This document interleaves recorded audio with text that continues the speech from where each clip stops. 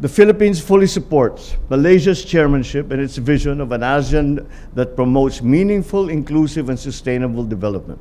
I will continue to champion our advocacies in promoting an open, an inclusive, and rules-based international order, and for the peaceful resolution of disputes in accordance with international law. As always, our participation in the ASEAN Summit reaffirms our dedication to deepening regional cooperation and advancing the well-being of every Filipino and the entire Southeast Asian community. Bumiyahe patungong Malaysia si Pangulo Ferdinand R. Marcos Jr. upang dumalo sa 46th Association of Southeast Asian Nations o ASEAN Summit sa Kuala Lumpur. Sa kanyang departure statement, muling iginiit ng Pangulo ang paninindigan ng Pilipinas para sa mapayapang resolusyon ng territorial disputes sa West Philippine Sea, batay sa international law. Tiniyak din niya ang suporta ng bansa sa pagkakaisa ng rehiyon, gayon din sa pamumuno ng Malaysia para sa inclusive at sustainable development.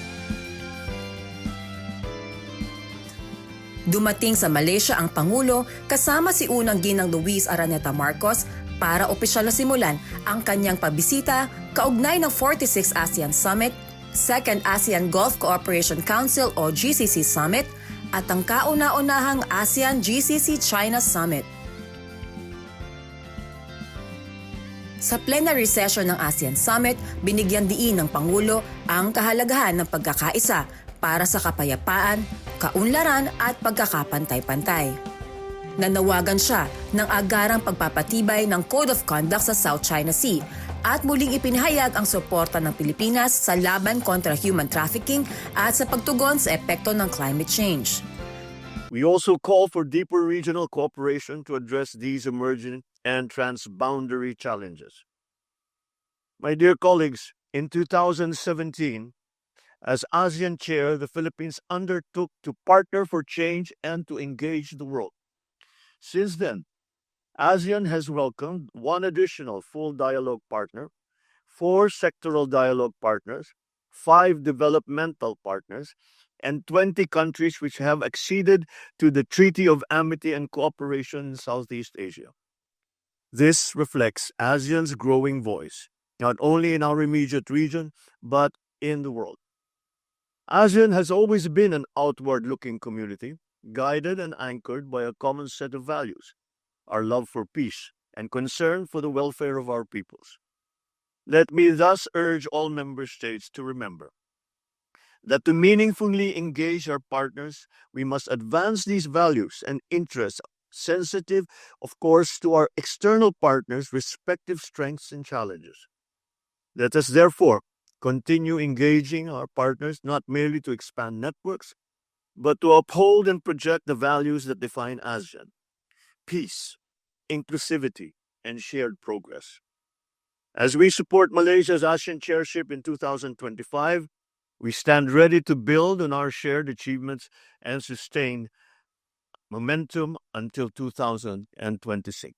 Maraming salamat po. Thank you all. Bukod sa plenaryo, nakipagpulong si Pangulong Marcos Jr. sa ilang kapwa leader.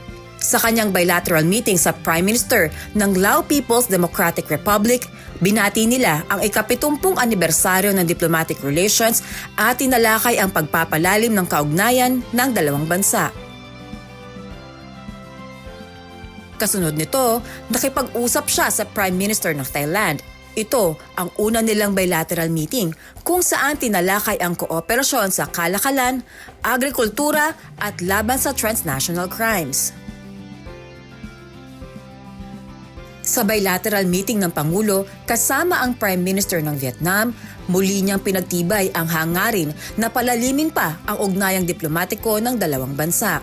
Ipinagdiriwang ngayong taon ang ika-10 anibersaryo ng strategic partnership ng Pilipinas at Vietnam at inihayag ng Pangulo ang patuloy na pag-uusap upang itaas ito sa comprehensive partnership.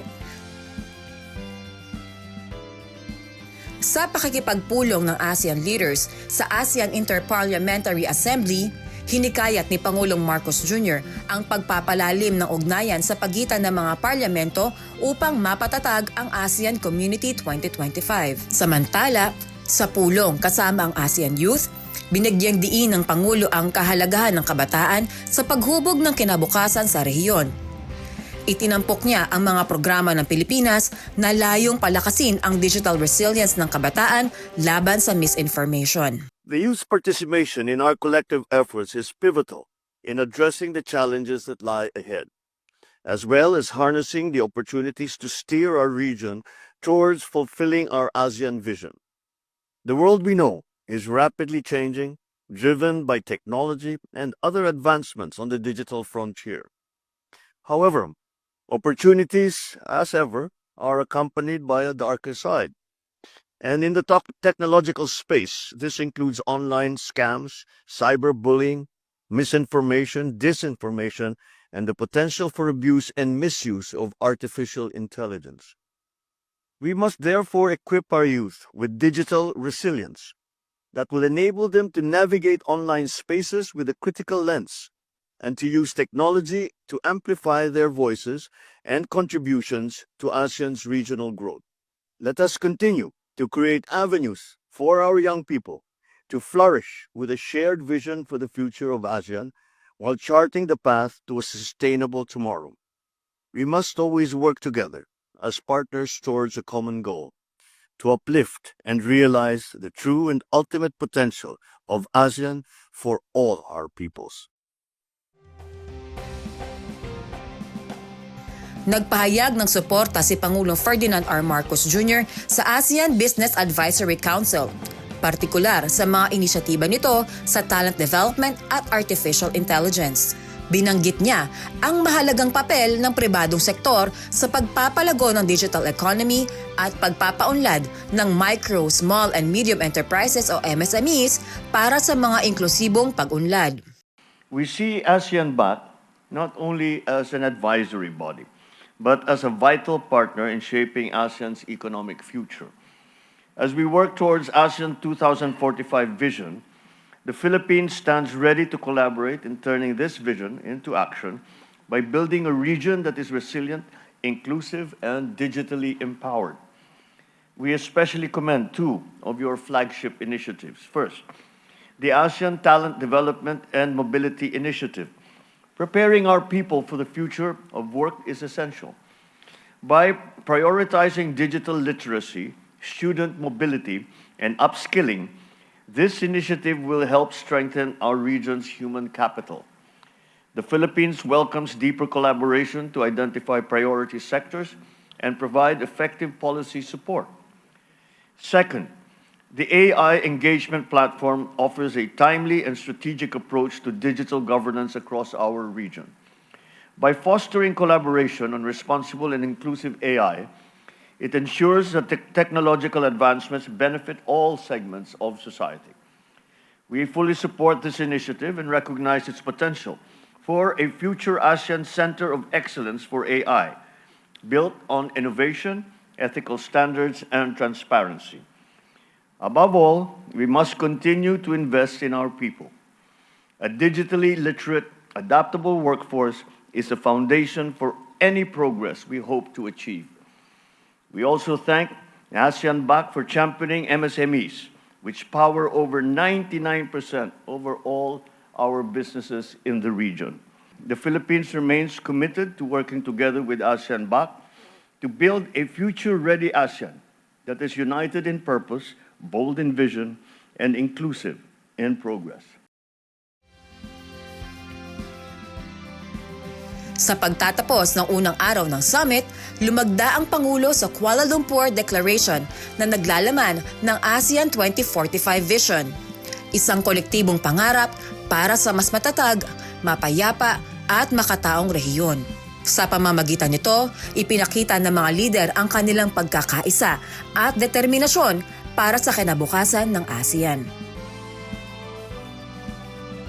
Samantala, pinangunahan din ng Pangulo ang 16th Brunei Darussalam, Indonesia, Malaysia, Philippines East ASEAN Growth Area Summit, kung saan binigyan diin niya ang mga nakamit na progreso sa connectivity trade, food security at green development sa Distinguished delegates, ladies and gentlemen, it's a great honor and pleasure that I welcome you to the 16th BIMP-EAGA Summit.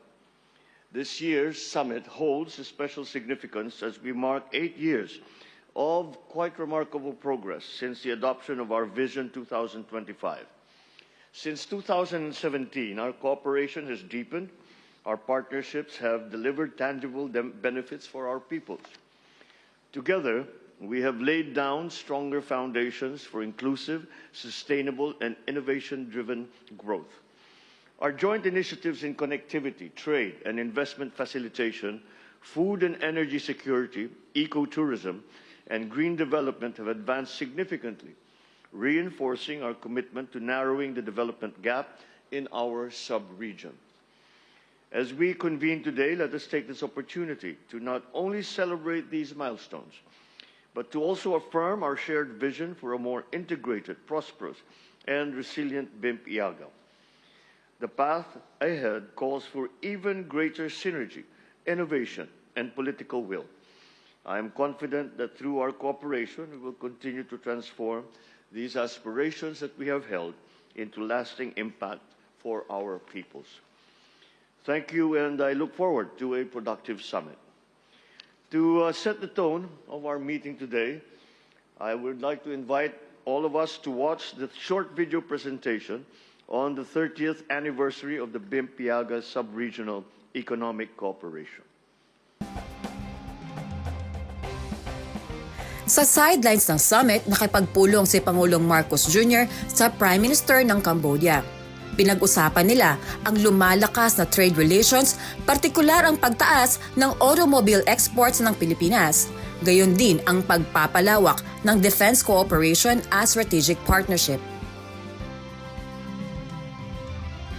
Kasunod nito, dumalo rin siya sa Second ASEAN Gulf Cooperation Council o GCC Summit. Sa kanyang intervention, nanawagan siya sa paggalang sa karapatang pantao at pagbibigay ng humanitarian aid sa mga biktima ng digmaan sa Gaza. Pinunto rin niya ang pangangailangan ng pagtutulungan sa climate change at renewable energy. At inihayag ang commitment ng Pilipinas bilang host ng Fund for Responding to Loss and Damage para sa developing countries.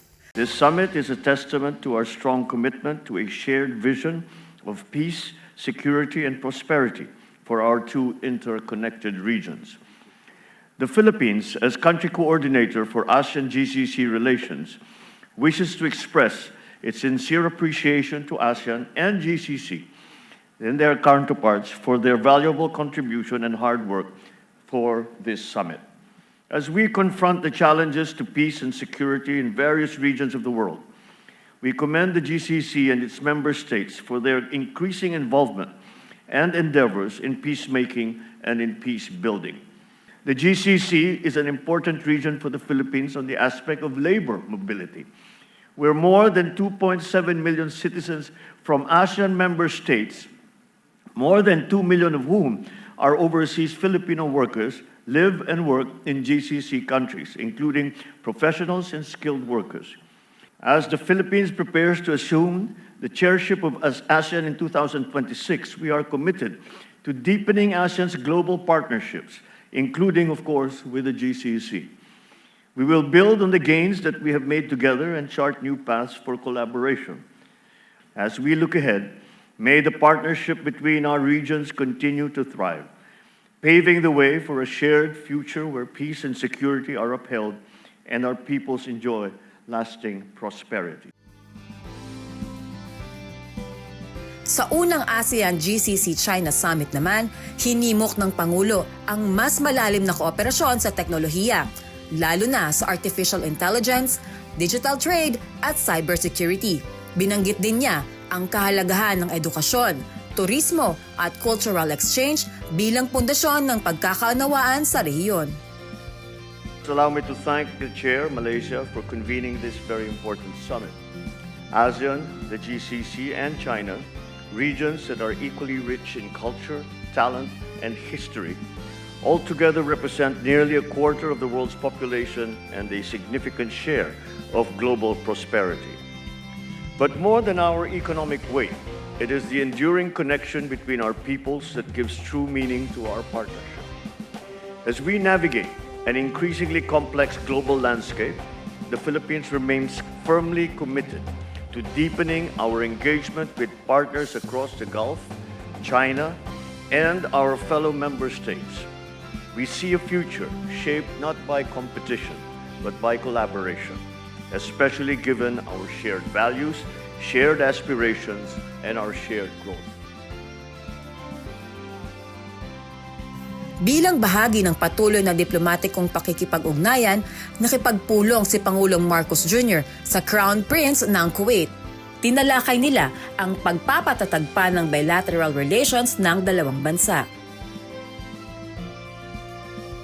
Pagbalik sa Pilipinas, ipinagpatuloy ng Pangulo ang pagtutok sa modernong agrikultura at seguridad sa pagkain. Binisita niya ang Metro Pacific Fresh Farm sa San Rafael, Bulacan. Ito ang kauna-unahan at pinakamalaking greenhouse facility sa bansa. Sa ilalim ng kampanyang More Veggies Please, layong palakasin ang lokal na produksyon ng gulay gamit ang makabagong teknolohiya mula Israel. Kasunod nito, binisita niya ang warehouse ng National Food Authority o NFA sa San Ildefonso, Bulacan bilang suporta sa programang 20 Bigas Meron Na. Nakipag-ugnayan siya sa mga magsasaka at sinaksihan ang pagbili ng lokal na palay, kasabay ng panawagan para sa modernisasyon sa agrikultura upang matiyak ang abot-kayang bigas para sa bawat Pilipino. Pinangunahan ni Pangulong Marcos Jr. ang panunumpa sa katungkulan ng Ad Interim Secretary ng Department of Human Settlements and Urban Development at ang bagong talagang Solicitor General ng bansa. Kilala ang kalihim sa kanyang pamumuno sa pangbansang pabahay para sa Filipino Housing o 4PH program. Samantala ang napiling Solicitor General ay naging Chief Executive Officer ng Pag-ibig Fund at Dean ng University of the Philippines College of Law.